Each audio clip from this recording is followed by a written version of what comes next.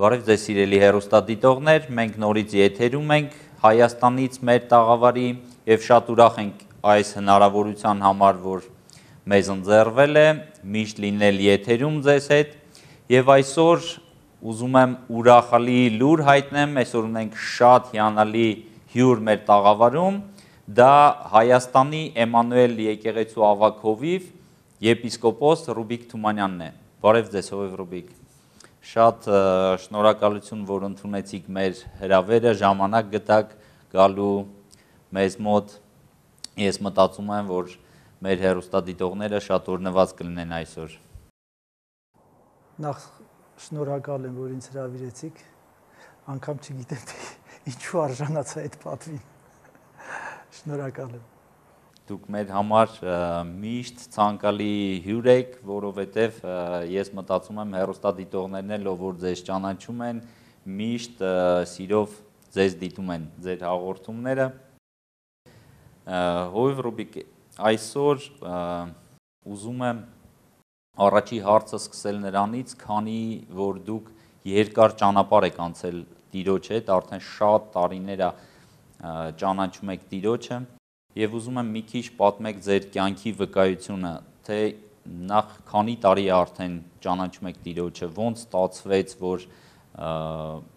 սկսեցիք հավատալ, ոնց ձեր սրտի մեջ այդ հավատը եկավ, խնդրում եմ մի քիչ պատմեք ձեր կյանքի մասին։ Մինչ այդ վկայությանը անդրադառնալ, ես մի փոքր դեպք հիշեմ, տարիներ առաջ ես հովիվ էի եւ մի եղբայրներից մեկը, որ սայթակել էր ու ինչ որ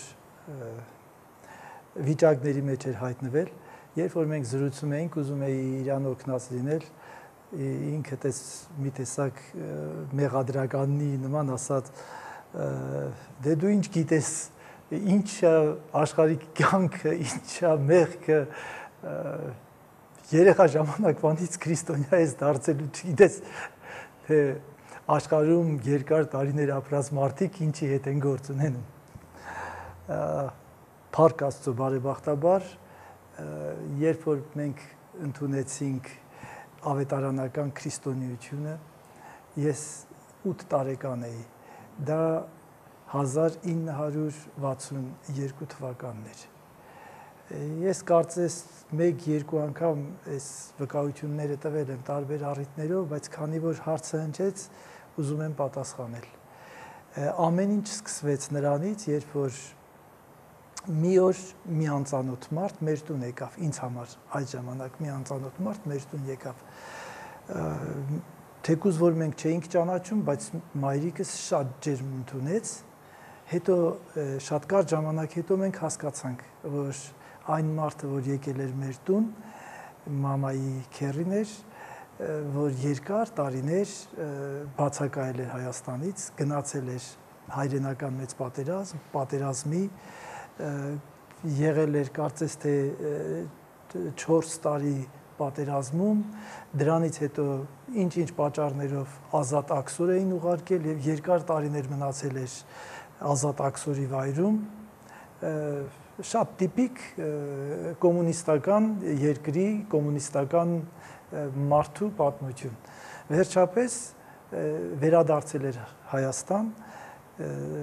ընդունել էր ավետարանական քրիստոնեությունը, ապաշխարել էր եւ հոգեգալստական եկեղեցու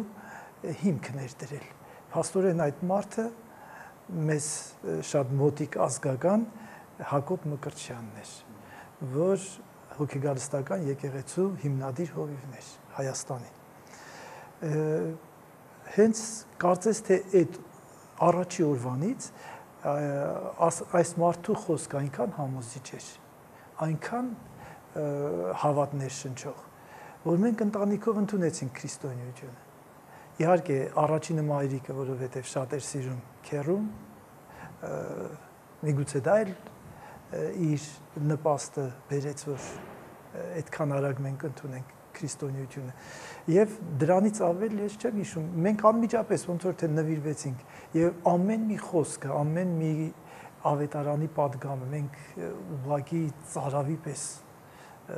կլանում էինք մեր մեջ, վերցնում էինք մեր մեջ։ Եվ այդպես սկսվեց իմ քրիստոնեական կյանքը 8 տարեկանում։ Իսկ Հովիվ Ռուբիկ, դուք հենց 8 տարեկանում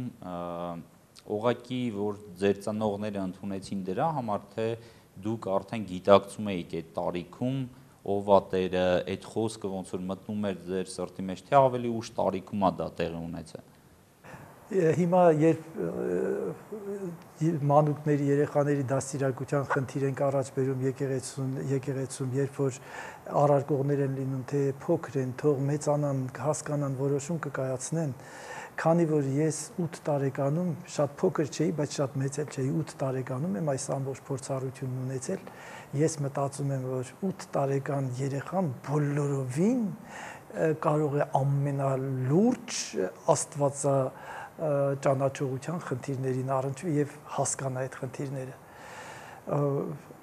Բնական է հասունությունը,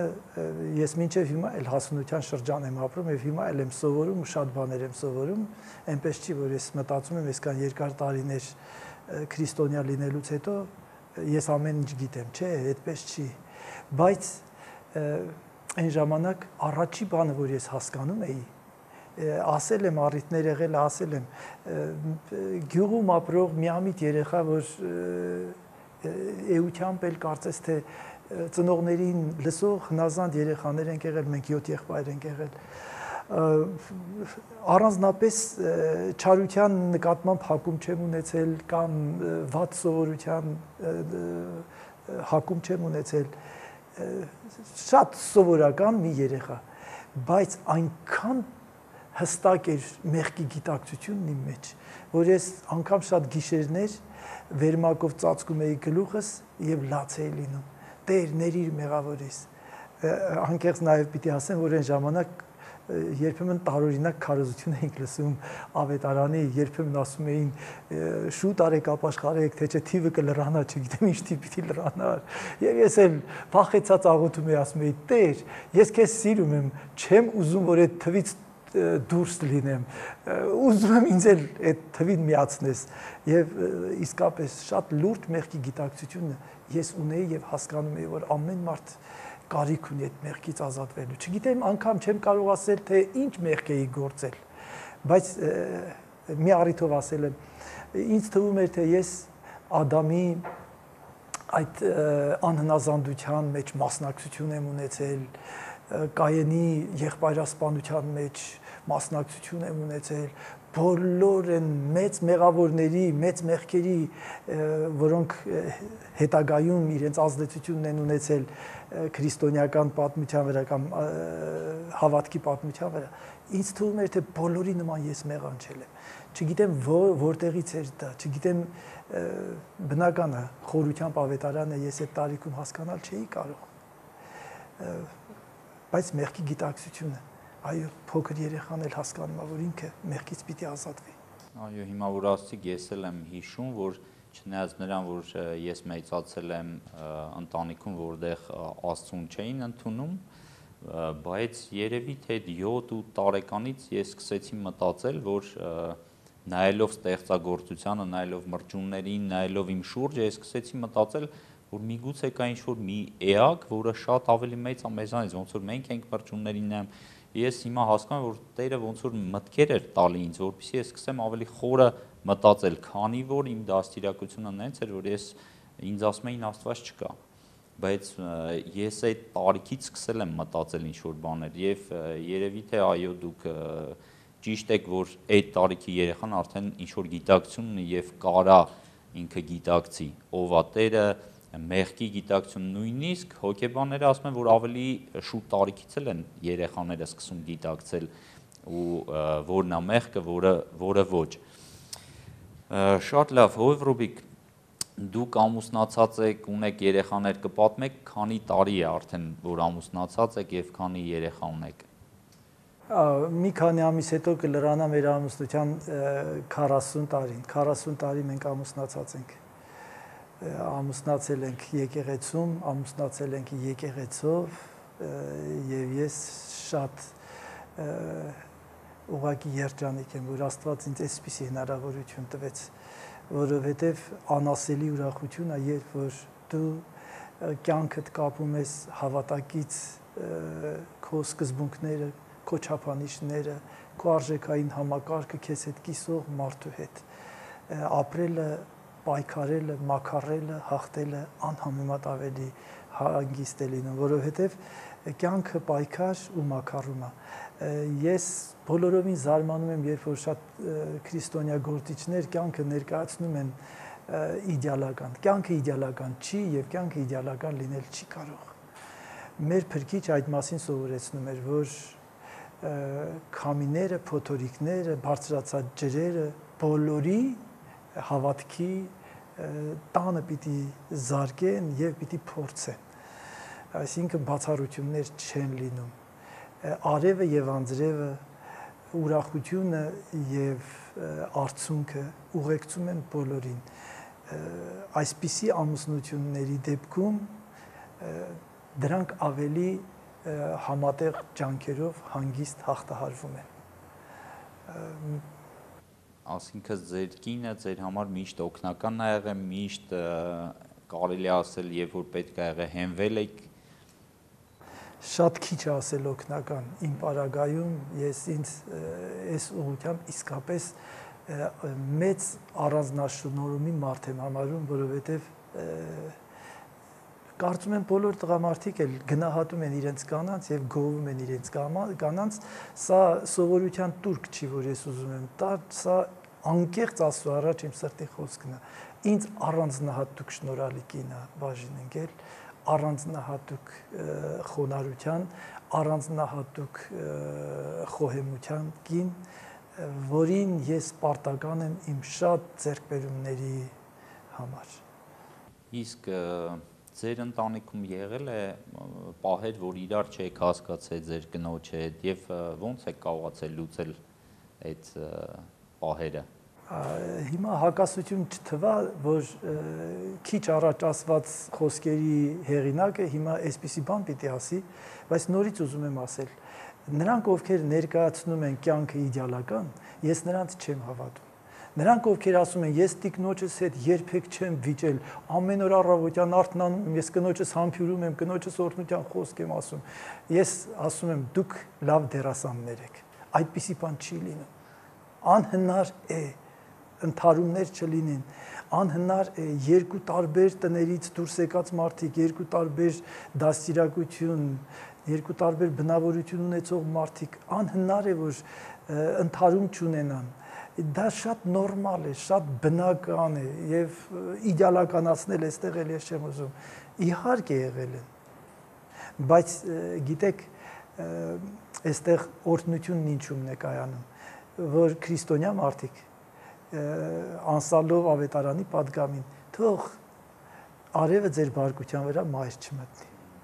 Մինչև արևի մայր մտնել, իրանց խնդիրներ, իրանց հարցերը լուծում են։ Տարբերությունը սա է, եւ սա ես կարծում հենց այն հատկանշական տարբերությունն է, որ եւ առավելությունը քրիստոնյաների։ Այո, փառք Աստծո, բայց այսօր մենք տեսնում ենք, որ աշխարհում բաժանությունները շատացել են ընտանիքներում, երկրներ կա դա նորմայա դառեն, նույնիսկ 50%-ից ավել է նույնիսկ բաժանությունները եւ շատ ավել է։ Ես տենց ստատիստիկա եմ լսել, որ երկրներ կան շատ բարձր է նույնիսկ միգուցե 80%-ից է բարձր է բաժանությունները եւ դա նորմա է դառել, բայց այսօր տեսնում ենք, որ նույնիսկ հավատացյալների մեջ, քրիստոնյաների մեջ է տեղի ունենում բաժանություններ։ Ինչ խորհուրդ կարող եք տալ միգուցե Ռուբիկ, ո՞նց է կարելի դուրս գալ այդ իրավիճակից, երբ որ երիտասարդները ունենում են նմանատիպ խնդիրներ ընտանիքում։ Աշխարհի բոլոր տիպի եւ բոլոր տեսակների խնդիրներին կա մի լուծում եւ կա մի պատասխան։ Նաեւ այս խնդրին, որ դուք առաջ բերեցիք, սրան էլ կա մի պատասխան։ Ավետարանն է պատասխանը։ Ավետարանից դուրս պատասխան չկա։ Երբ որ մարդիկ փորձում են ինքնահանար կրոնով ձևափոխված ավետարանով դաստիարակեն, երբ որ մարդկանց չեն քարոզում ավետարանի ողջ ճշմարտությունը, այլ քարոզում են, այսպես ասած, ճակերտների մեջ նպաստավոր մասը ավետարանի, բաց են թողում գլխավորը, բաց են թողում այն, առանց որի իսկական լիարժեք քրիստոնեական կյանք եւ ընտանիք հնարավոր չի։ Երբ որ քարոզվում է, թե քրիստոնեական կյանքը միայն վարդագույն գույներ ունեն, եթե դարձար քրիստոնյա ամեն բան նորմալ պետքա լինի, սրանով խափում են մարդկանց եւ ամուսնանալուց հետո մարդը հանդիպում է խնդրի, հանդիպում է էության, որ իր էությանը չի համապատասխանում, նա պատրաստ չի ընդունելու դիմացինին, նա այնպեսին ինչպեսի որ նա կա, փորձում է դարձնի իր նման նույն նպատակով դիմացինն էլ կինն էլ ուզում ամուսնուն դարձնի իր նման եւ այստեղ սկսվում է խնդիրները եւ այստեղ արդեն լուծումը շատ մեծ հավանականություն չունի։ Ռուբիկ մի էսպիսի հարց, օրինակ ձեր կնոջ հետ երբ որ հարցեր առաջանում ավելի շատ ինքնազիջում թե դուք ով է առաջինը փողզիջման գնում։ Բոլորովին անկեղծ պիտի ասեմ կինս շատ զիջող եւ դրա համար ես պարտական եմ երևի թե շատ սուր կոնֆլիկտներ որ համենայն դեպս լուրջ կոնֆլիկտներ մենք չենք ունեցել սա միգուցե տիկնոջս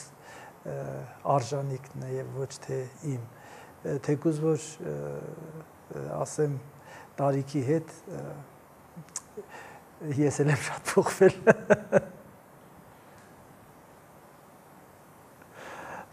համենայն դեպս Սուրբ Գիրքը մեզ սովորեցնում է իրար հնազանդ եղեք Աստծո երկյուղով եթե Աստծո երկյուղը չկա միմյանց հնազանդության մասին խոսք լինել հնարավոր չի սովորաբար հայկական սովորությամբ ասում են գնանք գյուղից մի մատ երեխա բերենք որ ոնց ուզենանք այնպես ծռենք հետո գալիս է գյուղից այդ մի մատ երեխան բոլորին փաթաթում է մատի վրա